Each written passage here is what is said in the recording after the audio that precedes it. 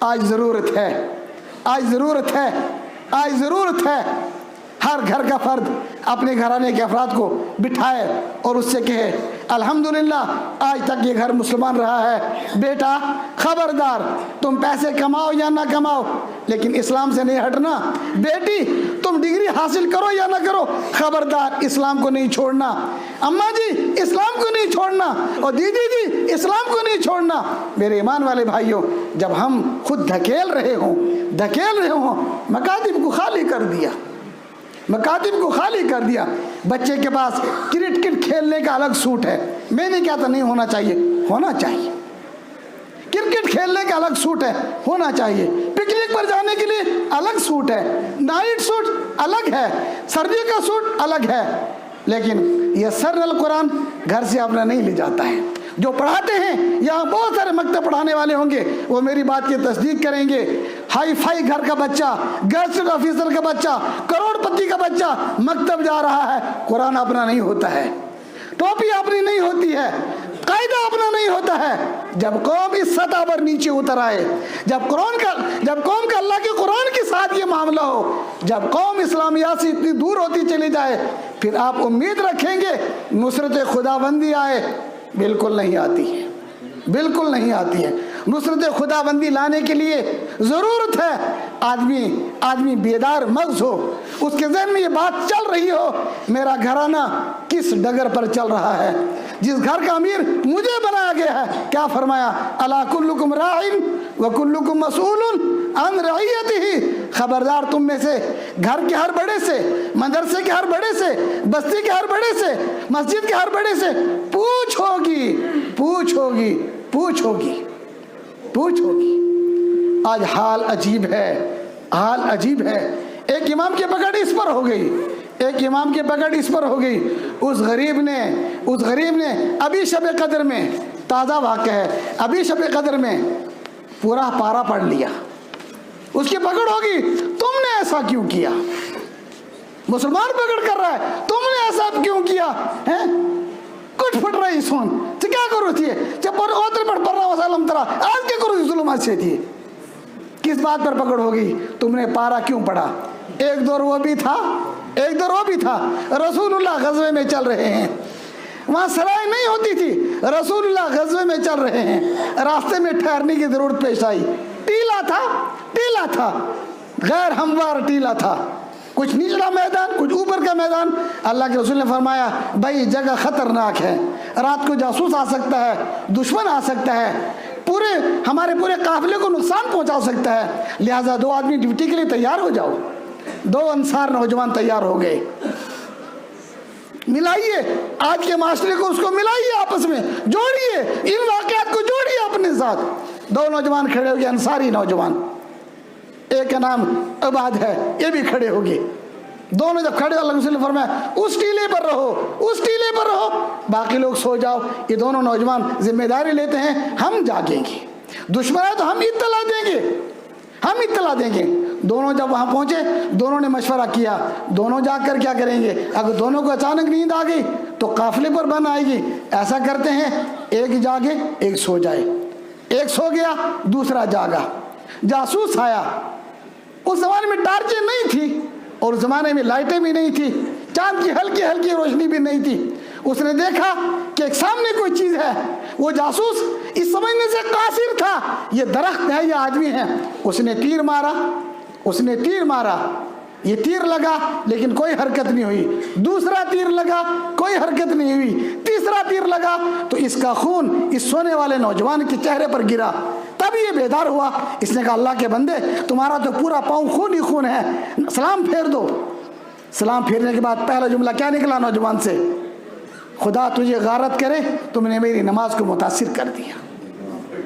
وہ ایک نوجوان ہے جس کے سر پر امامہ نہیں ہے، جس کے پیٹ میں روٹی نہیں ہے، جس کے پیر میں چپل نہیں ہے، لیکن اللہ سے اس کا تعلق جڑا ہوا ہے، اور ایک آپ کا نوجوان ہے، ایک آپ کا بزرگ ہے، اگر امام نے رکعت کو لمبا کر دیا تو انکواری کمیشن بیٹھ گیا، لمبی نماز کیوں پڑھائی ہے؟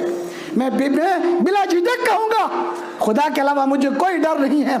आप में से कौन राजी होता है, कौन नाराज होता है? मुझे इसका डर है, कल आखिर में पकड़ नहीं होनी चाहिए।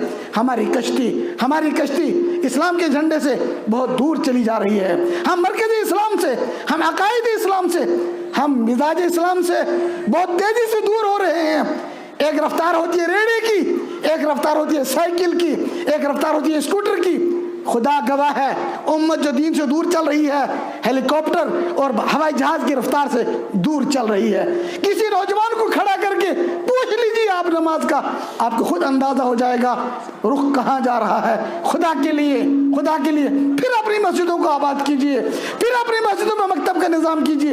एक आवाज़ लगाइए, हर नौजवान 5 घरों को ले ले, हर मस्जिद अपने सिर्फ मोहल्ले को ले ले। नौजवानों की थोड़ी पकड़ कर उन्हें उनके वालिदैन के पाँव पकड़ कर कहे खुदा के लिए कुरान पढ़ाओ, खुदा के लिए कुरान पढ़ाओ, खुदा के लिए तौहीद सिखाओ, खुदा के लिए आखिरत का यकीन पैदा करो, खुदा के लिए रसूलुल्लाह पर उनके एतकाद कायम करो। वरना अब क्या हो रहा है? पर्दा है या नहीं है इस्लाम में, गैर मुस्लिम फैसला कर रहा है। मुसलमान के लिए दाढ़ी जरूरी है या नहीं है, गैर मुस्लिम फैसला कर रहा है।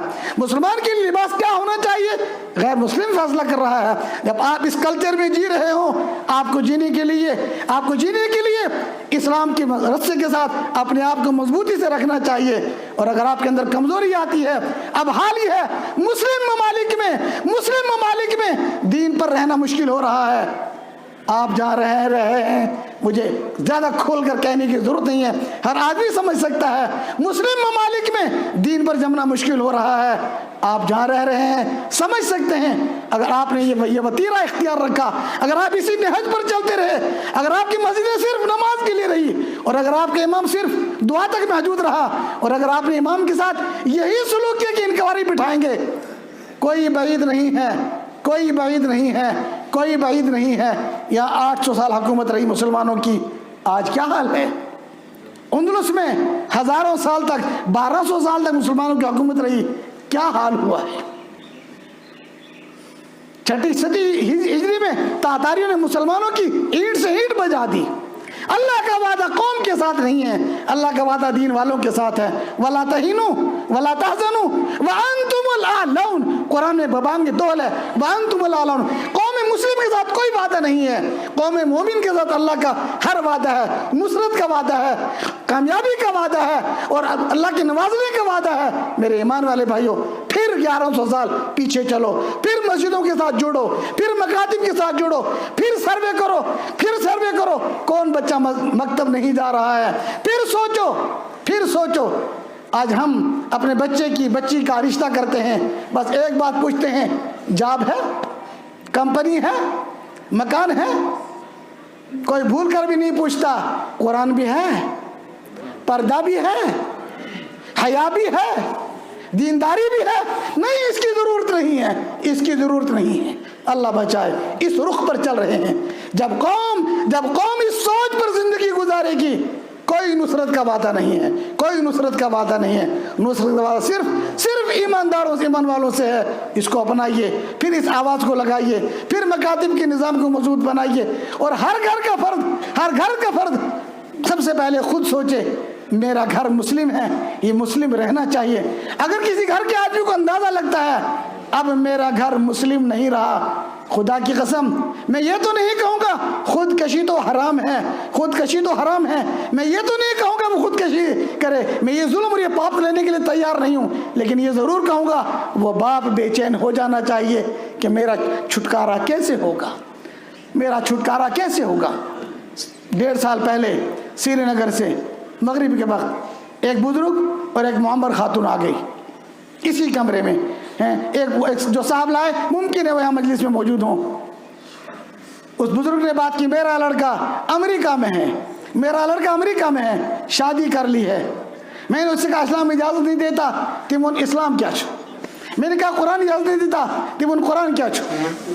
वो बाप ये कह रहा था ये वापस आना चाहिए। उस खातून ने बड़ी अजीब बात कही। मैंने मुबारक दी उस खातून को। उसने कहा मौलवी साहब उसके आने और ना आने का मसला नहीं है, मुझे डर ये लग रहा है कल जब मैं अल्लाह के सामने हाजिर होंगी, अल्लाह मुझे कहेगा میں نے تمہیں اولاد دی، مسلمان اولاد دی، اور تم نے اس کو بے کلمہ بنا دیا، یہ کر کے آئی ہو؟ اس نے کہا مولوی صاحب میری فکر یہ ہے، میری فکر اس کی کرنسی نہیں ہے، میری فکر اس کی واپسی بھی نہیں ہے، اب میری فکر تو یہ ہے کہ میں مر جاؤں گی، اللہ کے سامنے میری حاضری ہوگی، اللہ مجھے کہیں گے کہ میری بندی ہم نے بے شمار بندیوں کو اولاد نہیں دی، تمہیں تو ہم نے اولاد دی تھی، تم نے اپنی اولاد کو اسلام سے دھو دیا، بالکل خالی کر دیا۔ مولوی صاحب میری فکر یہ ہے، بس آپ دعا کی، میری فکر یہ ہے بس وہ میری اولاد صرف مسلمان رہے، صرف مسلمان رہے، وہ ایک پیسہ نہ دے، میں زیور بیچ کر اس کو کھلا دوں گی، لیکن صرف مسلمان رہے۔ ایک فکر یہ بھی ہے، ہم نے کبھی سوچا ہمارا بچہ نرسری سے لے کر میٹرک تک چلا گیا، پوچھو، میں جاتا رہتا ہوں، پوچھتا رہتا ہوں بچوں سے، بیٹا کیا پڑھ رہے ہو؟ 8ویں میں ہوں، قرآن کتنا پڑھا ہے؟ بس یہ پڑھا قل اعوذ برب الفلق قل اعوذ برب الناس۔ عجیب بات ہے، باپ لاکھوں روپے ٹیوشن دے رہا ہے، میتھ کے لیے دے رہا ہے، دینا چاہیے، لاکھوں روپے سائنس کے لیے دے رہا ہے، لاکھوں روپے انگلش کے لیے دے رہا ہے، قرآن کے لیے کوئی پیسہ نہیں۔ حمام کے فنڈ پر جھگڑا ہے، ٹیوشن کے فنڈ پر کوئی جھگڑا نہیں ہے۔ آپ میں سے بہت سے لوگ ٹیوشن پڑھاتے ہیں، ایڈوانس مانگتے ہیں، لوگ دیتے ہیں، جھگڑا کہاں ہے؟ امام فنڈ پر جھگڑا ہے، حمام فنڈ پر جھگڑا ہے، مکتب فنڈ پر تو جھگڑوں کی بھرمار ہے۔ کیوں لیتا ہے مولوی صاحب اتنا؟ کیوں لیتا ہے مولوی صاحب؟ اور اسی کا نتیجہ ہے یہ، انہوں نے بھی پڑھانا چھوڑ دیا ہے۔ چلو چلتے رہو، بہت ڈر لگتا ہے، میں کبھی سوچتا ہوں، قسم نہیں کھاؤں گا، میں کبھی سوچتا ہی رہ جاتا ہوں، میرے ہاتھ میں سوج ہو جاتے ہیں، یا اللہ کیا بنے گا اس بے رخی کا، بنے گا کیا؟ آخر کب قوم کو یہ بات سمجھ میں آئے گی مسجد سے تعلق ٹوٹنا کیا ہوتا ہے، مکتب سے جدا ہونا کیا ہوتا ہے؟ یاد رکھیے، درخت سے جدا ہو گیا پتا تو پتے کی کوئی قیمت نہیں ہے، جدھر کی ہوا چلے گی، بس آخری بات کہوں گا، درخت سے جدا ہو گیا پتا تو پتے کی کوئی قیمت نہیں ہے، جدھر کی ہوا چلی پتا ادھر کو چلے گا، کبھی گندی نالی میں گرے گا، کبھی بیت الخلا میں گرے گا۔ جب آدمی مرکز اسلام سے جدا ہو گیا، جب آدمی توحید سے جدا ہو گیا، جب آدمی اپنے عقائد سے جدا ہو گیا، جب آدمی اسلام سے جدا ہو گیا، پھر اس نوجوان بچے کی، پھر اس نوجوان بچی کی، پھر اس بڑے بھائی کی، پھر اس بہن کی، پھر کچھ پتہ نہیں ہے اس کے عقائد کہاں بہتے چلے جائیں۔ عقیدہ توحید، عقیدہ رسالت، عقیدہ آخرت اتنا مضبوط کیجئے، آپ مطمئن ہو جائیں میرا گھرانہ مسلمان ہے۔ اور جب یہ چیزیں آتی ہیں آدمی کے اندر، عقیدہ توحید، عقیدہ آخرت جب آدمی کے قلب میں آتا ہے، پھر آدمی خلیفہ ہوتے ہوئے بھی ایسی زندگی گزارتا ہے، دنیا عشش کرتی ہے۔ کیا آپ نہیں جانتے؟ عیدی کا دن تھا، یہی عید کا دن تھا، اور بغداد دارالخلافہ ہے، انتہائی پر رونق شہر، امیروں اور وزیروں کے بچے عید سے ایک دن پہلے بازار میں خرید و فروخت کر رہے ہیں۔ اسی درمیان عصر کے بعد خلیفۃ المسلمین عمر بن عبدالعزیز کے بچے بھی باہر نکل گئے، ان کے کپڑے پھٹے ہوئے تھے، پابند لگے ہوئے تھے، انہوں نے دیکھا کہ ہمارے گھر میں آنے والے وزیر اپنے بچوں کو کپڑے لے کر دے رہا ہے، ہمارے گھر کے دربان کپڑے لے کر دے رہا ہے۔ بچے ہوتے ہیں، الصبی صبی ولو کان ابن النبی، بچہ ہوتا ہے اگرچہ نبی کا کیوں نہ ہو، اور روتے دھوتے آئے، آ کر اپنی امی کو کہا، امی جان کیا ہمارے گھر میں پیسے نہیں؟ میں نے دیکھا کہ فلاں بچہ نئے کپڑے خرید رہا ہے۔ ماں ہوتی ہے، اس کی شفقت ہوتی ہے، آنسو نکل گئے، فرمایا بیٹا کیا کروں، میرے شوہر اور تمہارے والد نے میرے زیورات تو سب لے کر بیت المال میں داخل کر دیے کہ یہ تمہارے باپ دادا نے قوم کا پیسہ لیا تھا، لہذا اگر تم میری زوجیت میں رہنا چاہتی ہو تو سارے زیورات بیت المال میں داخل کرو، اور میں نے کچھ نہیں رکھا، سب داخل کر دیا، میرے پاس تو کچھ نہیں ہے۔ ابھی آتے ہوں گے خلیفہ، اچانک خلیفہ عصر کی نماز کے بعد آئے، عمر بن عبدالعزیز ہے، یہ خلیفۃ المسلمین ہے، ان کی دھاک ہے، انسانوں پر نہیں، حیوان بھی ان کی بات کو مانتے ہیں۔ بیوی نے کہا میں برداشت کرتی ہوں، آپ برداشت کرتے ہیں، یہ چھوٹے بچے عید کے لیے کپڑے مانگ رہے ہیں، میرے پاس پیسے نہیں، میرے پاس بھی تو نہیں ہے، لیکن بچوں کے آنسو دیکھ بھی نہیں سکتا۔ ایک خط لکھا کیشر کو، بیت المال کے کیشر کو خط لکھا۔ کیا خط لکھا؟ امیر المومنین خط لکھ رہا ہے، اس کے پاس پیسے نہیں ہیں، آج کے مسلمان، آج کی مادیت کے دل دادا لوگوں، اس کے پاس پیسے نہیں ہیں، وہ بیت المال کے خزانچی کو خط لکھ رہا ہے۔ کیا خط لکھا؟ سلام کے بعد میں عمر بن عبدالعزیز آپ سے درخواست کرتا ہوں، آپ 1 مہینے کی پیش کی تنخواہ مجھے دے دیں، آپ 1 مہینے کی پیش کی تنخواہ مجھے دے دیں، ایڈوانس دے دیں تاکہ بچوں کے لیے کپڑے خریدوں۔